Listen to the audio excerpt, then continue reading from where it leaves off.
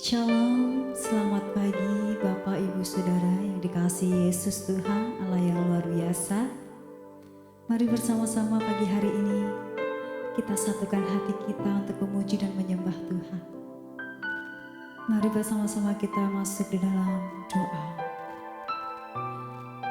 Sungguh besar rasa syukur kami Tuhan, jika pada pagi hari ini masih Kau beri kesempatan bagi setiap kami untuk ada di tempat ini, memuji, menyembah Engkau Yesus. Saat ini kami mau Tuhan masuk dalam hadirat-Mu, meninggikan-Mu Bapa. Inilah pujian kami Yesus.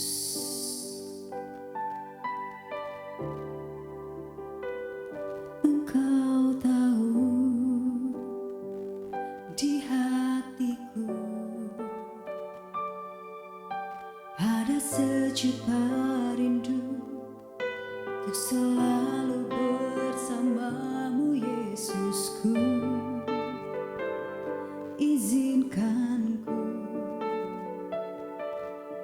menyenangkan hatimu lewat nyanyian hatiku. Engkau tahu di hatiku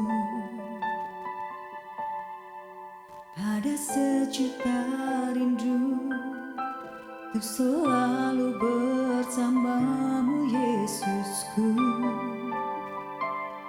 Izinkan ku menyenangkan hatimu lewat nyanyian hatiku. Biarkanlah ku menyembah walau tak dengan puisi yang indah.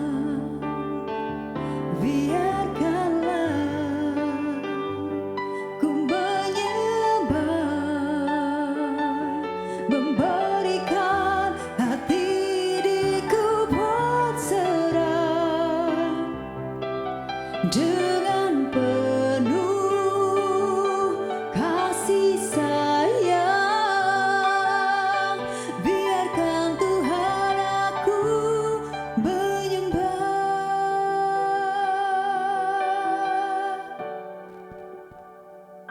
Engkau tahu di hatiku ada sejuta rindu untuk selalu bersamamu Yesusku. Izinkan ku menyenangkan hatimu lewat nyanyian hatiku. Biarkanlah ku menyembah walau tak dengan puisi yang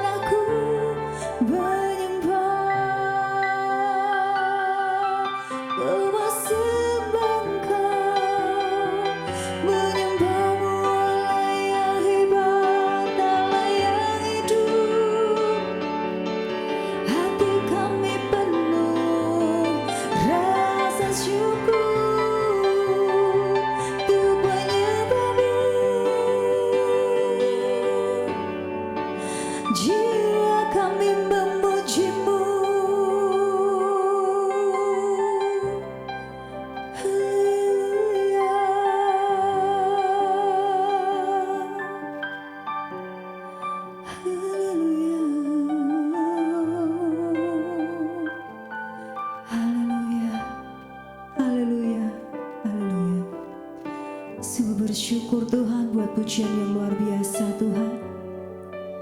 Saat ini Tuhan kami mau Tuhan mendengarkan firman-Mu, renungan-Mu Tuhan. Kami percaya Tuhan firman-Mu akan nyata terjadi di dalam kehidupan setiap kami dan menguatkan hidup kami dari pagi ini sampai kapanpun Tuhan. Di dalam nama Tuhan Yesus kami sudah berdoa. Haleluya. Amin. Shalom saudara yang terkasih dalam nama Yesus. Kita akan belajar kebenaran firman Tuhan hari ini. Saya akan membawakan tema tentang mempelai wanita Kristus. Wow, tema yang menarik. Saudara-saudara yang terkasih dalam nama Yesus, mempelai wanita Kristus itu pasti ada kriterianya. Nah, kita akan belajar satu persatu. Yang pertama adalah perawan suci, yang kedua adalah menjaga kesetiaan yang sejati. Nah, jadi poin pentingnya adalah untuk menjadi mempelai wanita Kristus. Saya akan sampaikan 2 poin pada saat hari ini. Yang pertama, perawan suci. Yang kedua, menjaga kesetiaan yang sejati. Kita buka dalam 2 Korintus pasal 11 ayat yang kedua. Saya akan bacakan, Bapak Ibu Saudara sekalian dimanapun yang melihat ini. Video ini maksud saya bisa menyimaknya. 2 Korintus pasal 11 ayat yang kedua sampai ketiga. Saya akan bacakan. Sebab aku cemburu kepada kamu dengan cemburu ilahi, karena aku telah mempertunangkan kamu kepada suatu laki-laki untuk membawa kamu sebagai perawan suci kepada Kristus. Itu yang pertama, perawan suci. Yang kedua ayat yang ketiga. Tetapi aku takut kalau pikiran kamu disesatkan dari kesetiaan kamu yang sejati kepada Kristus, sama seperti Hawa diperdaya oleh ular itu dengan kelicikannya. Oke, poin yang pertama adalah untuk menjadi mempelai wanita Kristus. Yang pertama adalah perawan suci. Perhatikan ayat yang kedua Perhatikan ayat yang kedua. Sebab aku cemburu kepada kamu dengan cemburu ilahi, karena aku telah mempertunangkan kamu sebagai perawan suci kepada Kristus. Wow. Kenapa ada kata suci?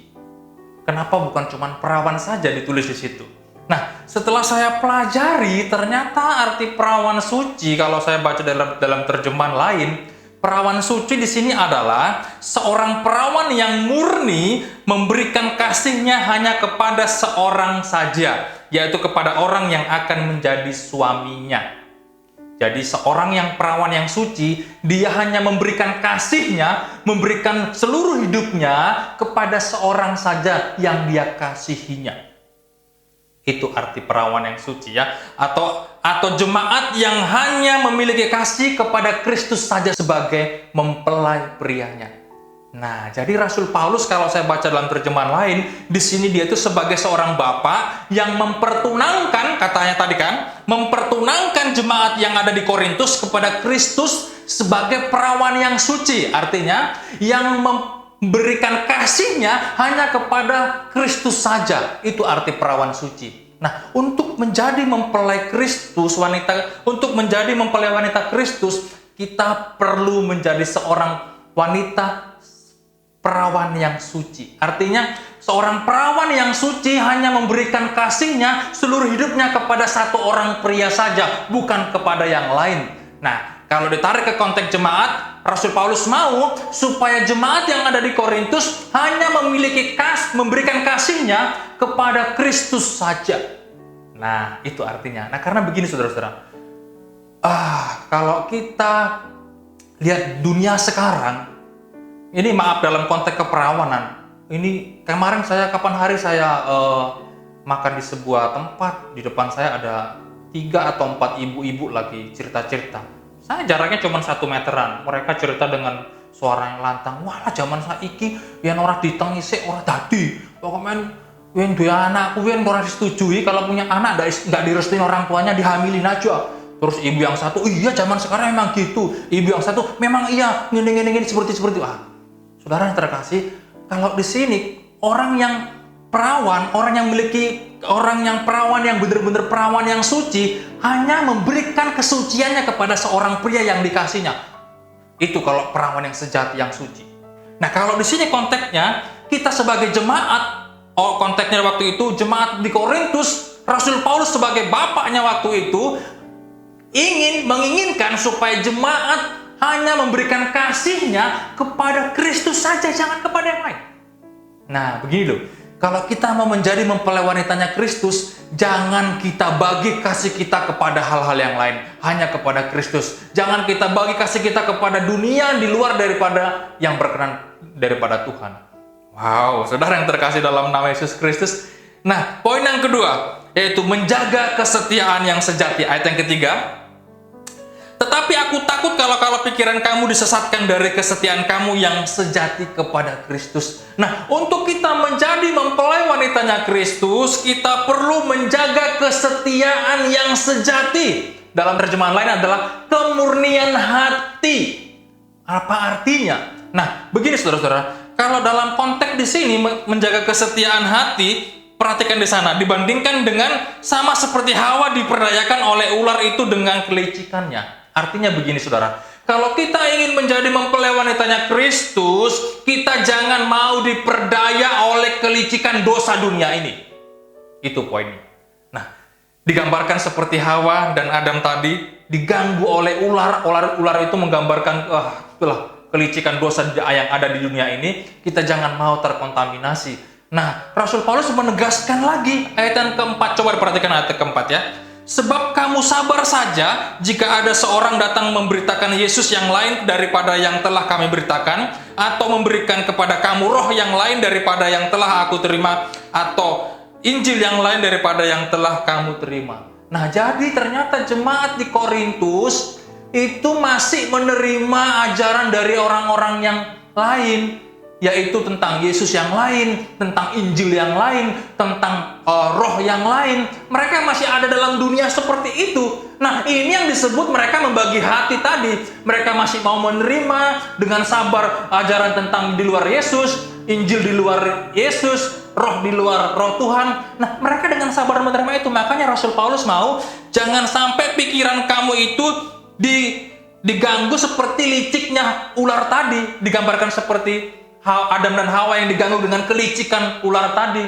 Nah, ternyata mereka itu dalam kondisi pengaruh ajaran Injil yang lain, ajaran tentang Yesus yang lain, menerima roh yang lain. Nah, Rasul Paulus tidak boleh.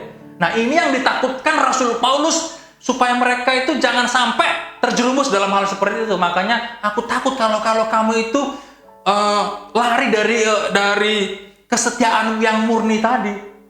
Jadi begini saudara, intinya sebetulnya kalau kita menjadi mempelai wanitanya Kristus, jangan kasih hatimu kepada Allah lain. Itu yang pertama. Yang kedua, jangan engkau terpengaruh oleh kelicikan dunia ini. Yang selanjutnya, jangan engkau saudara-saudara dipengaruhi oleh Injil yang lain, oleh Yesus yang lain, oleh roh-roh yang lain. Itu Tuhan tidak berkenan. Nah, kalau kita masih mau menjaga hati kita, menjaga kesetiaan kita yang sejati, jangan terima Yesus di luar yang lain, Injil di luar yang lain, dan ajaran-ajaran yang menganut ajaran yang di luar daripada Yesus. Kalau Anda masih menganut itu, berarti Anda mendua hati. Anda mungkin ke Gunung Kawi, Anda ke dukun, Anda ke itu mendua hati. Hati-hati, Anda tidak siap menjadi mempelai Kristus. Masih ke dukun, masih ke paranormal, masih ke minta-minta pesugihan, atau masih minta petunjuk kepada arwah-arwah, itu tidak boleh. Makanya Rasul Paulus menegaskan jangan sampai engkau terpengaruh dengan ajaran-ajaran yang lain, Yesus yang lain, Injil yang lain, dan roh yang lain. Ayat yang keempat. Nah, cukup 2 poin ini saja untuk kita menjadi mempelai wanitanya Kristus. Jangan kasih keperawananmu kepada orang lain, tapi kasih hatimu hanya kepada Yesus saja. Kasihmu sepenuhnya hanya kepada Yesus saja. Yang kedua, jaga kemurnian hatimu. Jangan kasih hatimu kepada Yesus yang lain, Injil yang lain, dan roh-roh yang lain. Sehingga apa? Sehingga engkau bisa menjaga kemurnian cintamu kepada Tuhan, dan engkau layak menjadi mempelai wanitanya Kristus. Tuhan Yesus memberkati.